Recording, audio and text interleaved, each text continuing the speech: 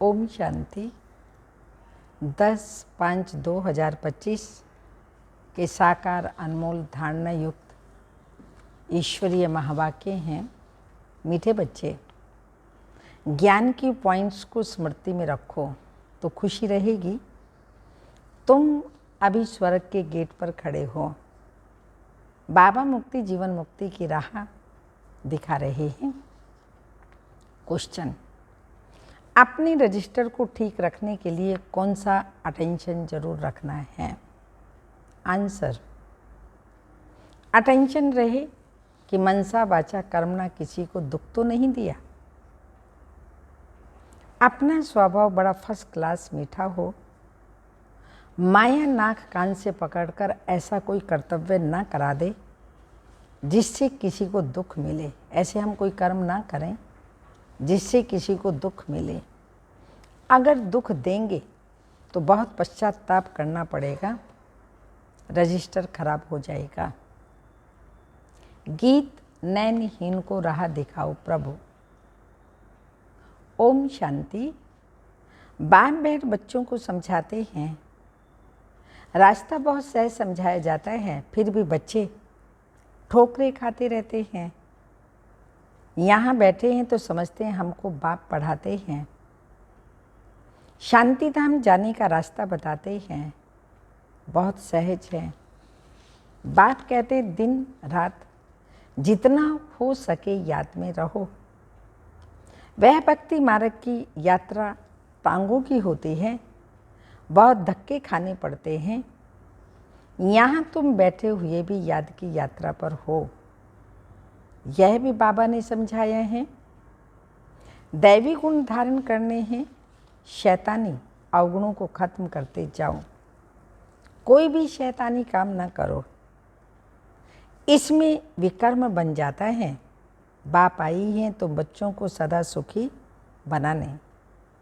कोई बादशाह का बच्चा हो तो वह बाप को और राजाई को देख खुश होगा। भले राजाई है परंतु फिर भी शरीर के रोग आदि तो होते ही हैं। यहाँ तो बच्चों को निश्चय है कि शिव बाबा आया हुआ है, वह हमको पढ़ा रहे हैं। फिर हम स्वर्ग में जाकर राजाई करेंगे, वहाँ किसी प्रकार का दुख नहीं होगा। तुम्हारी बुद्धि में रचता और रचना के आदि मध्य अंत का ज्ञान है। यह ज्ञान और कोई मनुष्य मात्र की बुद्धि में नहीं है। तुम बच्चे भी अभी समझते हो, आगे हमारे में भी ज्ञान नहीं था। बाप को हम नहीं जानते थे। मनुष्य भक्ति को बहुत उत्तम समझते हैं, अनेक प्रकार की भक्ति करते हैं। उनमें सब स्थूल बातें, सूक्ष्म बात कोई भी नहीं है। अभी अमरनाथ की यात्रा पर स्थूल में जाएंगे ना, वहाँ भी है वह लिंग। किसके पास जाते हैं? मनुष्य कुछ भी नहीं जानते। अभी तुम बच्चे कहाँ भी धक्के खाने नहीं जाएंगे। तुम जानते हो हम पढ़ते ही हैं नई दुनिया के लिए, जहाँ यह वेद शास्त्र आदि होते ही नहीं। सतयुग में भक्ति होती नहीं, वहाँ है ही सुख। जहाँ भक्ति है वहाँ दुख है। ये गोले का चित्र बहुत अच्छा है। स्वर्ग का गेट इसमें बड़ा क्लियर है, यह बुद्धि में रहना चाहिए। अभी हम स्वर्ग के गेट में बैठे हैं, बहुत खुशी होनी चाहिए। ज्ञान की पॉइंट्स को याद करते तुम बच्चे बहुत खुशी में रह सकते हो। जानते हो अभी हम स्वर्ग के गेट में जा रहे हैं। वहाँ बहुत थोड़े मनुष्य होते हैं, यहाँ कितने ढेर मनुष्य हैं। कितने धक्के खाते रहते हैं। दान पुण्य करना, साधुओं के पिछाड़ी भटकना कितना है, फिर भी पुकारते रहते हैं, हे प्रभु नैनहीन को राह दिखाओ। राह हमेशा मुक्ति जीवन मुक्ति की चाहते हैं। ये पुरानी दुनिया दुख की दुनिया है, सो भी तुम जानते हो। मनुष्यों को तो पता ही नहीं है। कलयुग की आयु हजारों वर्ष कह देते हैं तो बेचारे अंधकार में है ना। तुम्हारे में भी नंबरवार हैं जो जानते हैं बरोबर हमारा बाबा हमको राजयोग सिखला रहे हैं। जैसे बैरिस्ट्री योग, इंजीनियरिंग योग होता है ना, पढ़ने वालों को टीचर की ही याद रहती है। बैरिस्टर के ज्ञान से मनुष्य बैरिस्टर बन जाएंगे, ये राजयोग है। हमारी बुद्धि का योग है परम पिता परमात्मा के साथ। इसमें तो खुशी का एकदम पारा चढ़ना चाहिए। बहुत मीठा बनना है, स्वभाव बड़ा फर्स्ट क्लास होना चाहिए। कोई को भी दुख ना मिले, हमसे ऐसा कोई कर्म ना हो जाए, ऐसा स्वभाव ना हो, ऐसी चाल चलन ना हो जो किसी को दुख हो। चाहते भी हैं किसी को दुख ना देवी, परंतु फिर भी माया नाक कान से पकड़ भूल करा देती है। फिर अंदर पछताते हैं हमने नाहिक उनको दुख दिया, परंतु रजिस्टर में तो खराबी आ गई ना। ऐसी कोशिश करनी चाहिए किसी को भी मनसा वाचा कर्मणा दुख ना देवें। बाप आते ही है हमको ऐसा देवता बनाने। यह कभी किसी को दुख देते हैं क्या? लौकिक टीचर पढ़ाते हैं, दुख तो नहीं देते ना। हाँ, बच्चे नहीं पढ़ते हैं तो कोई को सज़ा आदि देते हैं। आजकल मारने का भी कायदा निकाल दिया।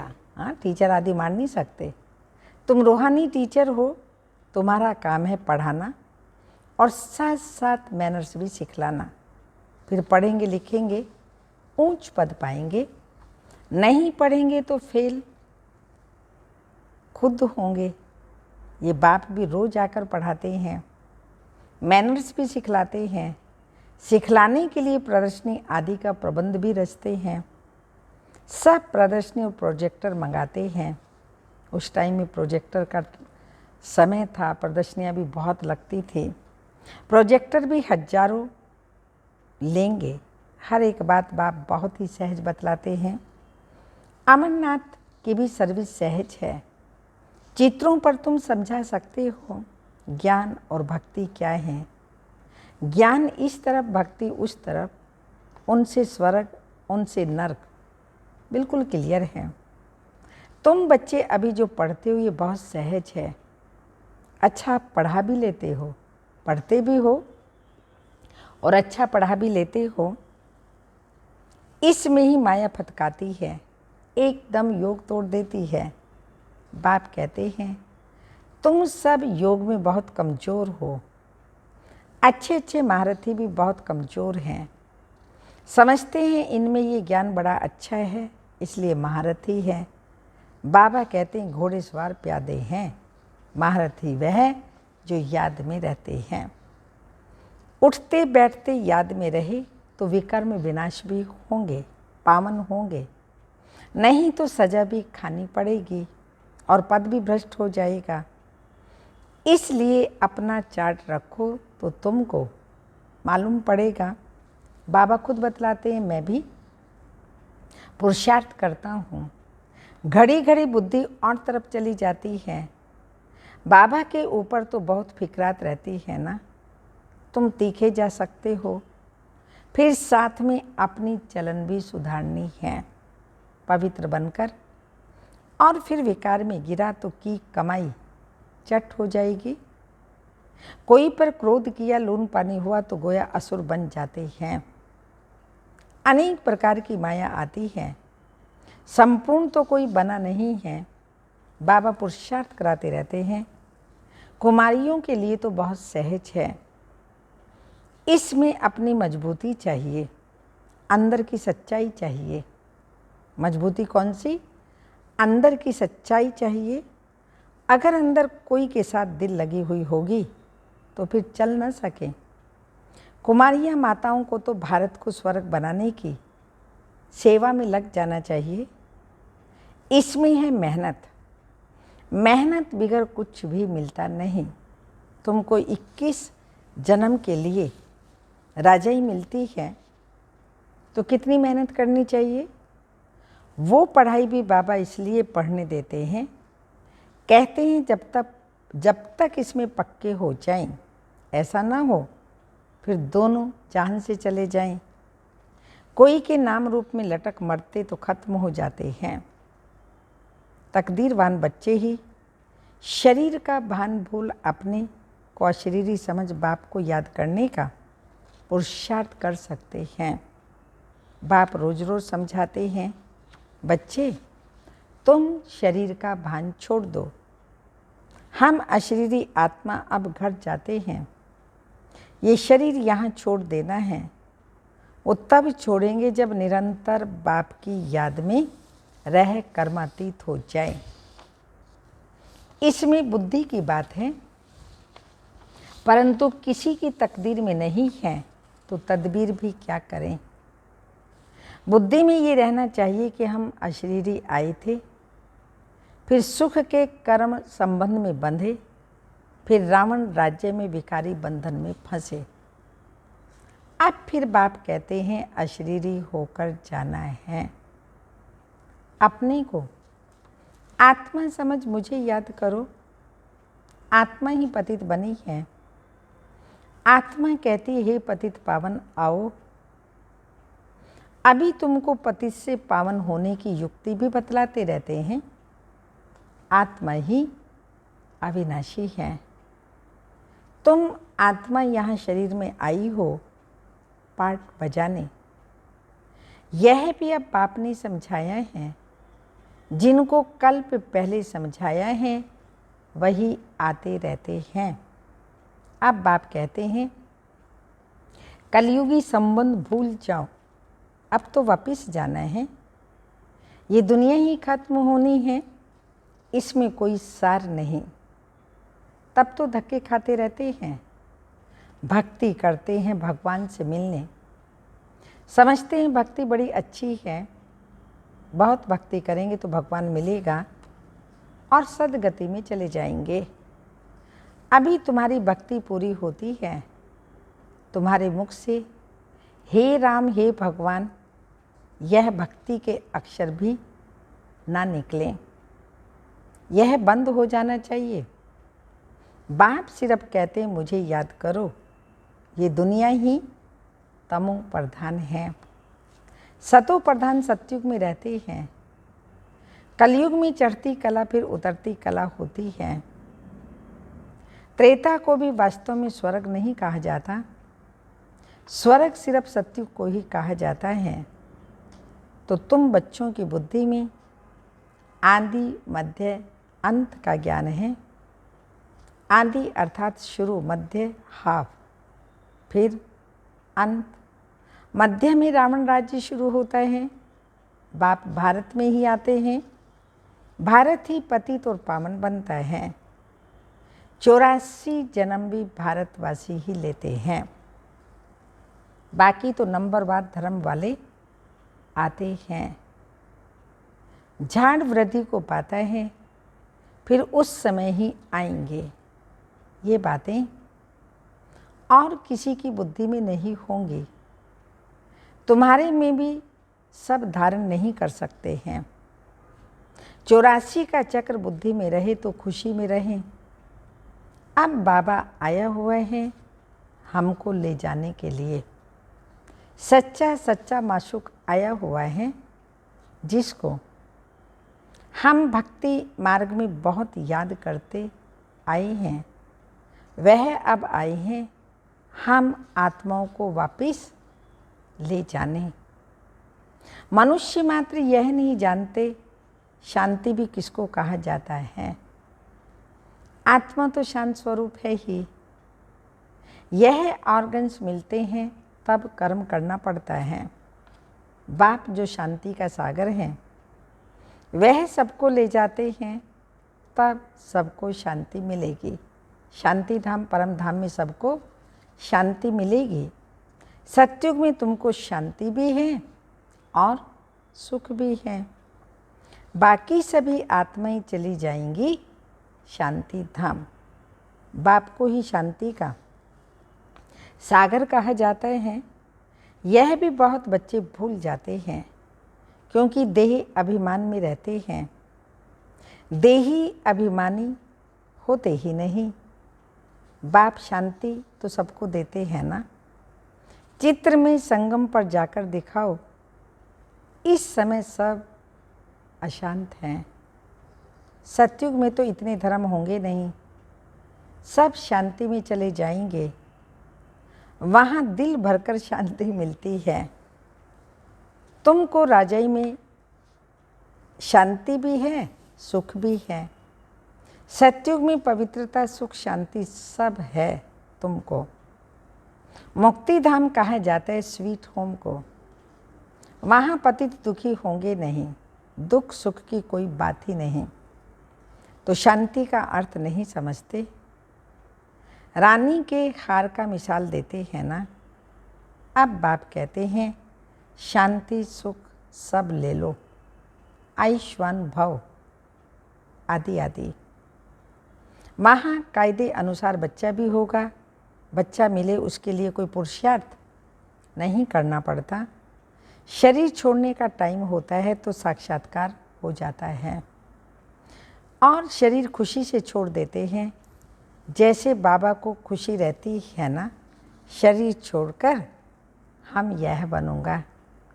अभी पढ़ रहा हूँ, तुम भी जानते हो हम सतयुग में जाएंगे। संगम पर ही बुद्धि में यह रहता है। तो कितनी खुशी में रहना चाहिए, कितनी ऊंच पढ़ाई, जितनी ऊंच पढ़ाई उतनी खुशी। हमको भगवान पढ़ाते हैं, ऑब्जेक्ट सामने है तो कितनी खुशी होनी चाहिए। परंतु चलते चलते गिर पड़ते हैं।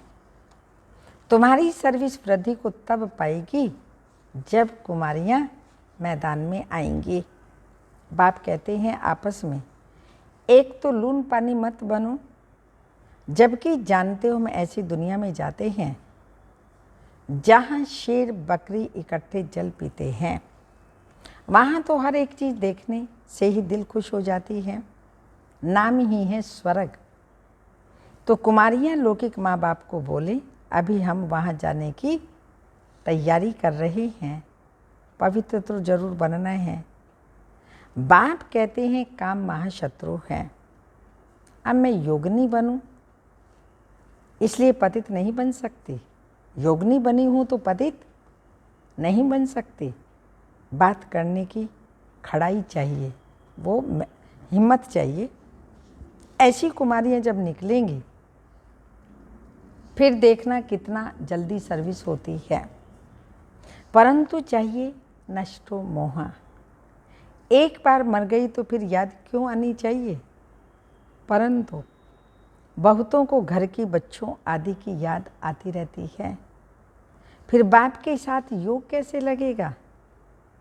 इसमें तो यही बुद्धि में रहे हम बाबा के हैं। ये पुरानी दुनिया खत्म हुई पड़ी है। बाप कहते हैं बच्चे मुझे याद करो। अच्छा, मीठे मीठे सिक्की लदे बच्चों प्रति माता पिता बाप दादा का याद प्यार। Good morning, diamond morning. रूहानी बाप की रूहानी बच्चों को नमस्ते। हम रूहानी बच्चों की रूहानी माता पिता बाप दादा को याद प्यार। गुड मॉर्निंग, डायमंड मॉर्निंग, ओम नमस्ते। धारणा के लिए मुख्य सार हैं अपनी ऊंची तकदीर बनाने के लिए जितना हो सके अशरीरी बनने का अभ्यास करना है। शरीर का भान बिल्कुल भूल जाए, किसी का भी नाम रूप याद ना आए, यह मेहनत करनी है। सेकंड पॉइंट, अपनी चलन का चार्ट रखना है। कभी भी आसुरी चलन नहीं चलनी है। दिल की सच्चाई से नष्टो मोहा बन भारत को स्वर्ग बनाने की सर्विस में लग जाना है। वरदान, माया के रॉयल रूप के बंधनों से मुक्त विश्व जीत जगत जीत भव। स्पष्टीकरण, मेरा पुरुषार्थ, मेरी इन्वेंशन, मेरी सर्विस, मेरी टचिंग, मेरे गुण अच्छे हैं।